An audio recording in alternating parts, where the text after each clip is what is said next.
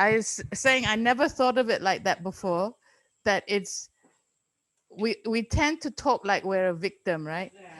But I really like what Cynthia said. Are we avoiding our problems with our new addictions? Yes. So I used to think that it's about that we were disempowered, that we were victims.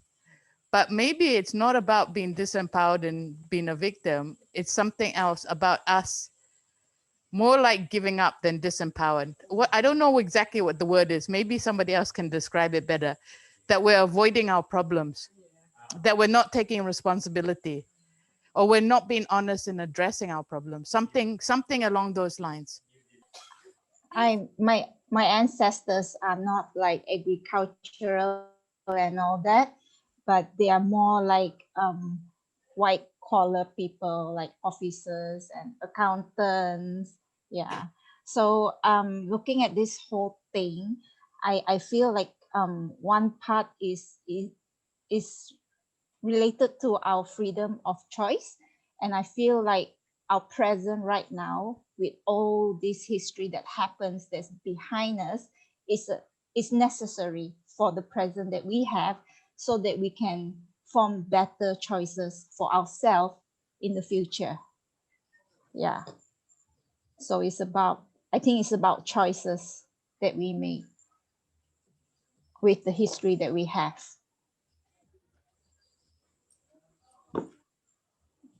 Yeah, that's all. Thanks, Rebecca.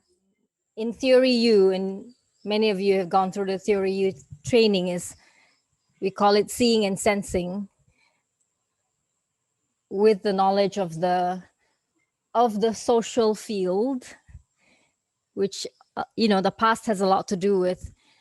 And I think what Rebecca is coming from is the emergent future, because we can also see and sense based on what needs to die here, what wants to be born, and seeing and sensing with as much as we can know about where we've come from. Not hiding, not denying, not avoiding, not pretending, not silencing any of this. And what is the sense that we feel is drawing us into a future? So I think there's a lot to unpack.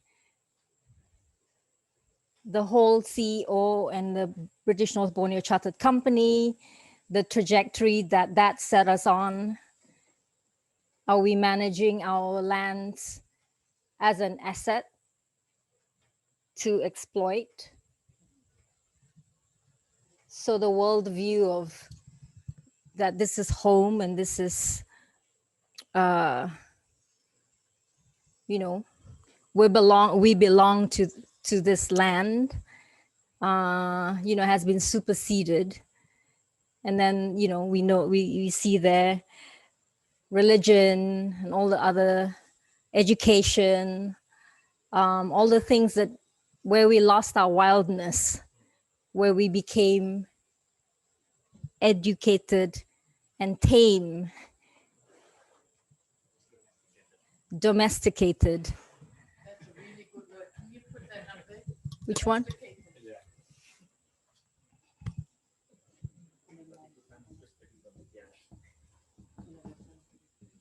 We're domesticated to the federal. Is that part of the CEO British North Borneo Chartered Company punya habit kah? Did we just continue the same pattern, manage our land by giving it to a company? And what kind of company? And then let's think about schemes. Name some schemes. Name us some schemes around various crops. Can you guys name some schemes? Think about those systems. Message sejahtera. Apa dia punya skema tu? Skim tanaman sawit, tapi tanah itu diusahakan oleh pejabat daerah ke, dorang bagi kontrak kepada syarikat luar, dia bagi dalam 40-60 dengan orang komuniti lah. Tapi tidak jelas itu tanah tiada pembahagian lot di antara komuniti lah. Itu tanah tu sebulat tanah saja. MESEJ. Ya, message.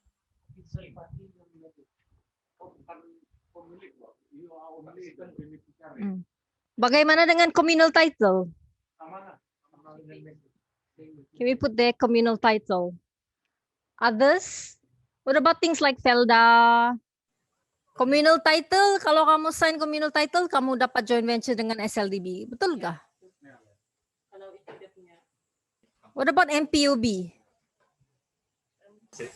Yeah, any SLDB's communal title message contract is this saying that you are not the owner but beneficiary. Yeah, beneficiary, and then you can get revenue 60-40, and then the revenue can give to you after cost. Yeah, after cost. They build a road to your house ka apa-apa dia tulak-tulak, in the end 1 year is a 600. That's the experience from the what happened now lah. That's what exactly happened in Kampung Balat. They built the road, the house, and then they only give the profit after itu pembinaan punya cost tu sudah tercover lah. Itu pun dia cover sikit je, 600 satu tahun. Which one does that fall under in the message? Most of them. Mana satu? Ini kah dia? Ayah. Also this one. Also, this is how people get their positions. Jonas, what were you saying tadi? We only heard a little bit. Ya, macam case di Agropolitan Lalampas under SLDB punya project, macam banyak isu pembayaran. Ya Kak, data Chris, dulu Kak Chris. Apa tuh Chris? Halo. Kamu Halo. sambung? Ya. Halo. Ya, halo. Halo Chris. Yang mengenai di apa nih skim SLDB di Agropolitan Lempas nih, sebenarnya kalau tengok dia punya perjanjian sebelum ini memang tidak ditepati lah. Memang jauh bisa dia punya itu skim tuh tidak bergerak dengan baik lah. Dimana setelah 10 tahun ini, orang belum konsisten bagi dia punya dividen. Sebelum ini 5 tahun yang lalu, 6 tahun yang lalu dia lebih kepada advance saja, bagi pinjam kepada peserta itulah. So setakat ini pun dalam tahun 2020 tahun lalu, orang mula sudah bagi lebih kurang 101 bulan, tetapi tidak menepati syarat lah. Dalam ujung-ujung yang bulan 12 itu tidak dia bagi. Terbaik laporan Chris.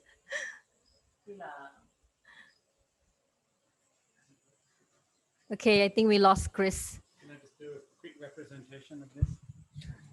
So before you have the farmer and the crops, and it's their land. Now, instead, the farmers do the work on the crops, but no money gets to the farmers without going through a very large number of politicians and schemes and subsidies and federal government and state agencies and private people and contractors and then, that's what's happened.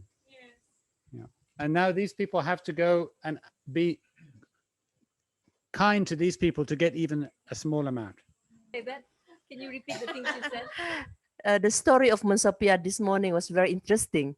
So as we discussed this, we were talking about how initially Monsopia is the privileged and hero of the people. But then he took so much that at the end of the day, the villages or the kampung, the families needs to find a way so that they will catch Monsopiad while he's sleeping. So what will that be in our modern days? Can you guys get a glimpse now of how we got into the extractive economy?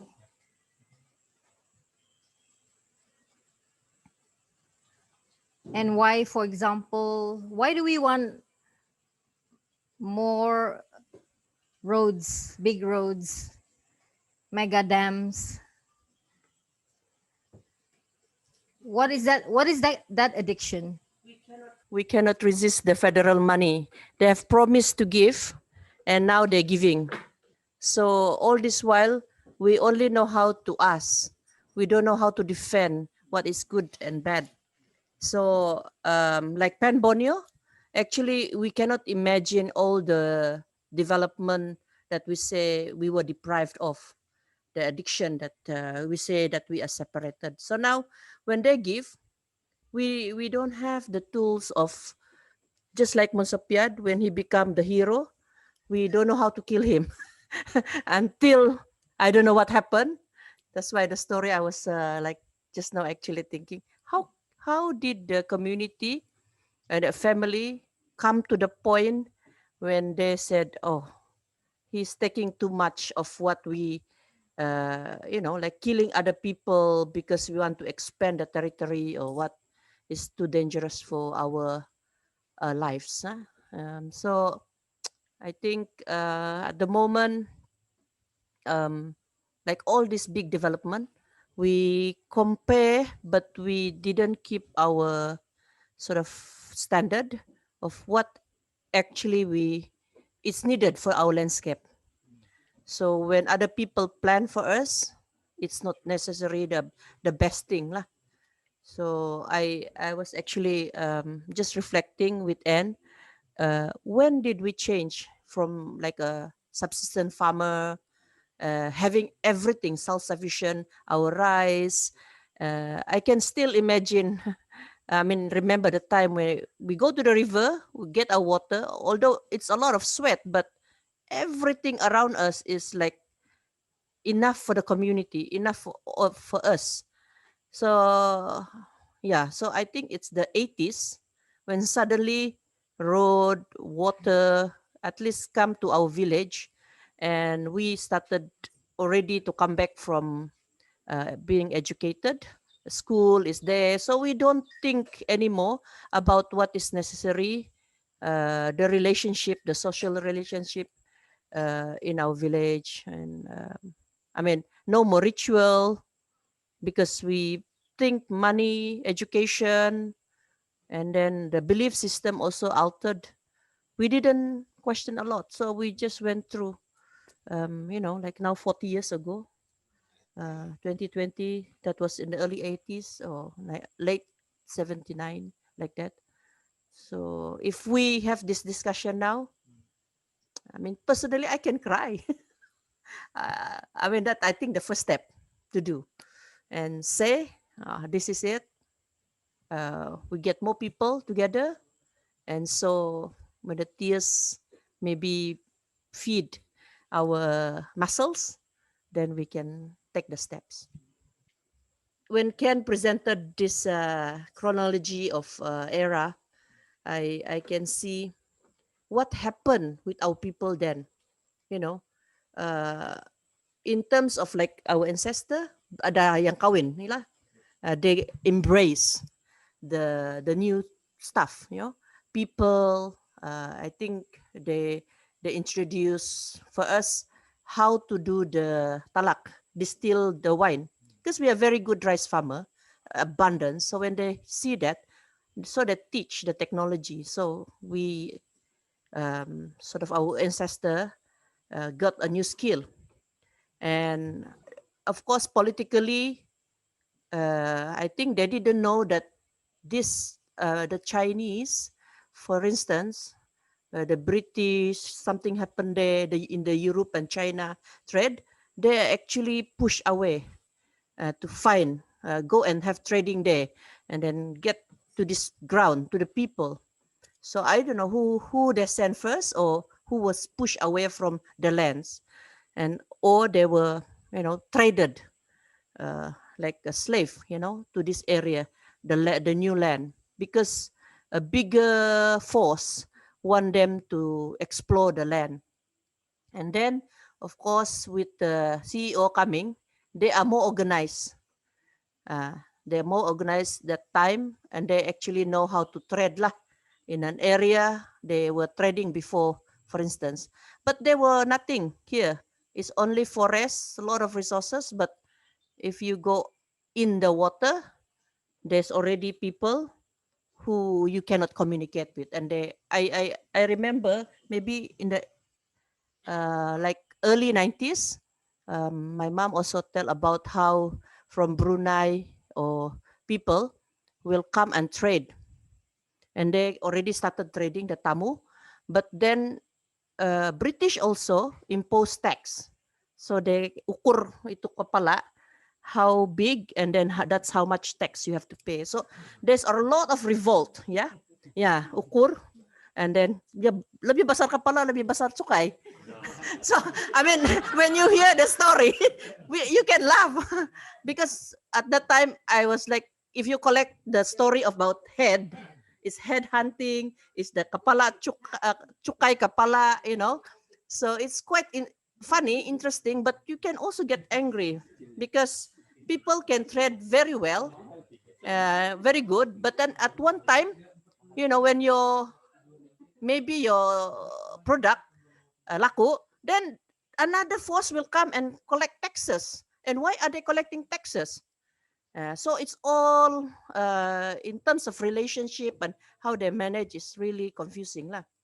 And then there come the relationship between the local people and the Japanese when they already married the Chinese and all. Then the Japanese came and the forced occupation.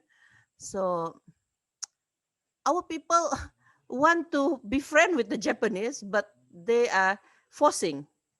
Yeah. So I think the consequences of, or the later part, when people want to resist, one of the complication is the domestication. So before they will have a battle, but now because they are Christianized, more educated, they will not kill the person easily. Not like mungkin the time Mensapiad time, they will just take other people's head. But this time now, or the complication, the complexity of having a religion, so it's more difficult to act. More and more difficult to act. That means the opium or the addiction is internalized. So I feel our history, even myself, I ask, oh, why did we just leave our paddy field that time? So I did some study for land use change in Penampang. They said, oh, a lot of the people went to study and then went out because of economic reason lah, education.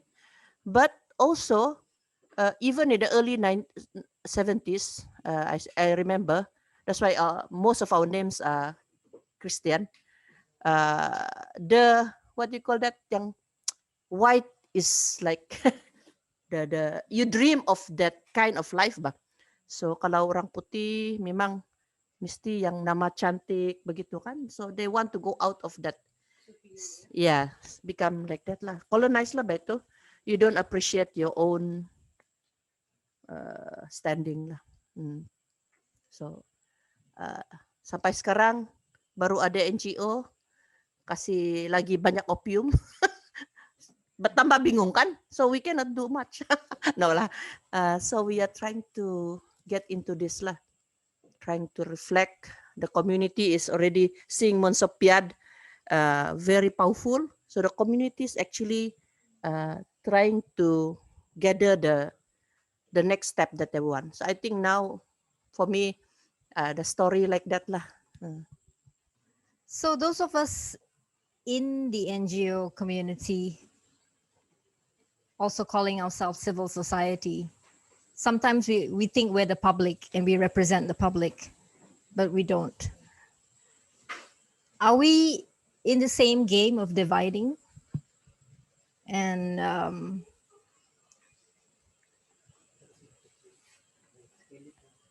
prolonging the polarity or the division?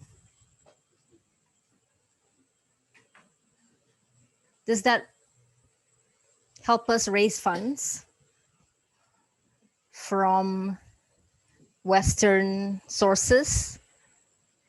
Also dictating how those funds are spent?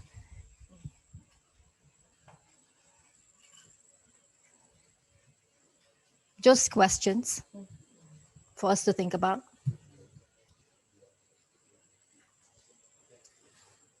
Are we telling people we are better than them? Are we nobler than everybody else? Do we have a savior complex?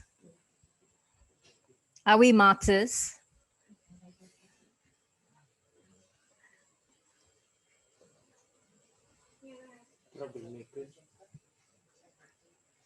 Is the Bumiputra right a kind of decolonization? Are you saying it's a kind of decolonization or another kind of colonization? Like, so the reason why we have the Bumiputra right, so that we will be able to step up, to keep up, you know, so that the Bumiputra can keep up economically, culturally, you know, because we were oppressed, we were colonized. So that's why we have the Bumiputra right in our constituency. So is it But a form of trying to decolonize ourselves? Does it help? Yeah, but who was oppressed and who was colonized? I mean, if you listen to all of this and all of this, everyone was colonizing, colonized, and we were just in a colonized system. So is the solution to create something the opposite? You see what I mean? Like, this happened, so we have to create the opposite situation to rebalance things. I don't know, I'm just throwing it out because that is what some of what happened, kan?